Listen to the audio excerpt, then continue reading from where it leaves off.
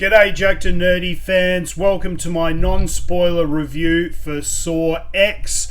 Before we jump into that review, as always, make sure you hit that subscribe button, that way you guys never miss out on a video. And if you do enjoy our content, please make sure you give our videos a thumbs up. It will support the channel immensely and help us grow. Also, in the link of or in the description below, we will have links to both our Instagram, our eBay, and also our brand new apparel store. So if you really want to support the channel, head on over, click those links, and check out some of the awesome stuff we got going on with those other channels or other departments.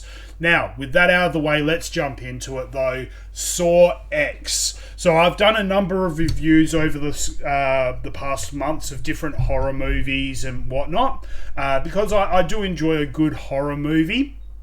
Now, with the Saw franchise, I loved the first two films. I remember when they came out, I went and saw them at the cinemas. Loved the first two films.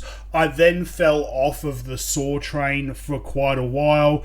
I've seen bits and pieces of all the various different films from 3, I think, through till about 7 or 8. The last two Saw films I did enjoy quite a bit. It was Spiral and something else. I can't remember what exactly it was called. It may have been 9, but I don't know. But the last two Saw films I did enjoy quite a lot. But when I saw the promo materials for this, I thought it would be a bit interesting, kind of telling a bit more, just kind of expanding on the mythology of John Kramer and his story. And I wasn't disappointed. I thought this was a very, very good film.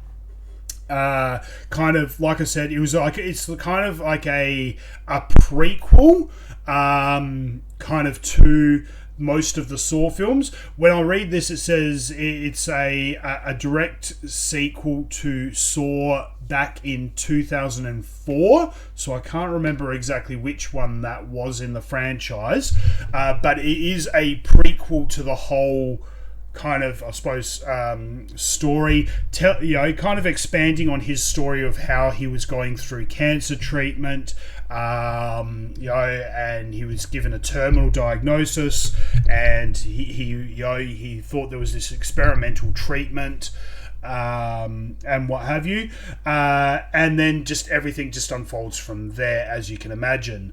So it was also kind of good to see. I view it as John Kramer in the early years. So he was obviously he had obviously been Jigsaw for a while, doing his thing, but he was still early in the earlier years as well. He wasn't really going full savage, at that point, with some of his more elaborate kind of games. It was, so in my opinion, this kind of shows him, well, he was still, he was still experienced, but he was still, not at his peak, so to speak. So look, I thought that was really, really, really good. I enjoyed the story immensely. It flowed very, very well. Of course, with all of these Saw movies, to me personally, it's not the brutality of what he does. It's not the gore of what he does. To me, it's the kind of the psychological element of how would this feel having to do these things, having to play these games. That to me is what has always lured me to the Saw side of things. To me, in my opinion, Saw and Hostel, these two movie franchises, for me, it was more the psychology and the kind of the idea of, how would it feel to have this have it either physically done to me or have to physically do it to myself to survive. That to me is the kind of the real horror of this kind of franchise. It's not the jump scares. It's not the the supernatural or the just the gore. It's not the gore itself, it's the psychology behind it which really intrigues me and traps me in. So they did a fantastic job with this. There were multiple times I was kind of shivering in my seat at the idea of some of these things happening. So it ticked all of those boxes for me. Probably, in my opinion, the only box that it didn't tick is with the previous movies, and with this genre, but also with the Saw films as a whole. There's been this ongoing thread through all of them, that you think you know what's going on, and then right at the end there's a big twist that just kind of turns everything on its head, and that you just didn't see coming, and just totally flips the movie on its head. And that's been present in basically every single Saw movie that I'm aware of. This film, they didn't quite hit the mark on that. Everything in my opinion, everything that happened, I saw coming. There was no surprise element. There was no shock factor. There was no big twist of fate at the end that just kind of turned everything on its head. It was just, everything just played out exactly as I saw it happening. Not that it disappointed me. It did not disappoint me. Like I said, I enjoyed the movie immensely, from start to finish. It's just that there was that one thing that these movies are really, are known for. And it just didn't. This movie dropped that one ball. And look, with these sorts of films, they're juggling many things all happening at once. Many balls are being thrown in the air all at once. If all they've done is drop one of those balls, I still consider that a win, because the movie was still entertaining, still enjoyable, still hit all of those marks except for that one. So I can give it a pass just on that. So I enjoyed it immensely. The games are very creative. In this film, I do think some of the previous ones were better, but that being said, like I said right at the beginning of this review, this is very much a prequel. It's John Kramer the early years. So whilst they are still very creative and very elaborate, this is not John Kramer at his peak brutality and his peak ingenuity. I also did like that they tied in elements from especially the last couple of films into this film. So obviously we already know through the progression of the other films that he's got accomplices, and they obviously referred to those accomplices and tied those things into this film as well, so it didn't feel out of sync or anything like that. So look, all in all, I did really enjoy this film. I will definitely be watching it again.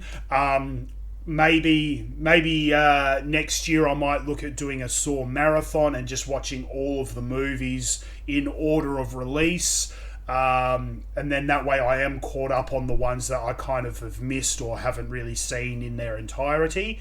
I think that sounds like a bit of fun. Maybe a weekend, a childless weekend, we could just do a marathon of all the Saw films.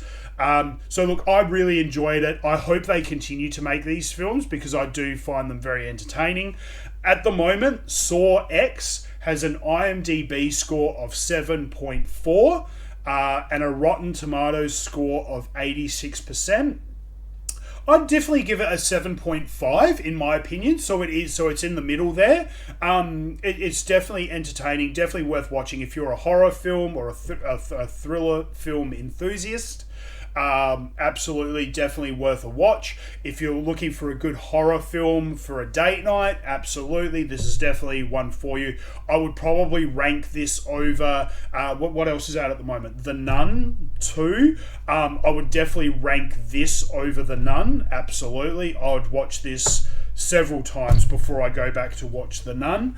I'd definitely rank this as a good horror film for a date night. What more can I say? I mean, the casting was really, really good.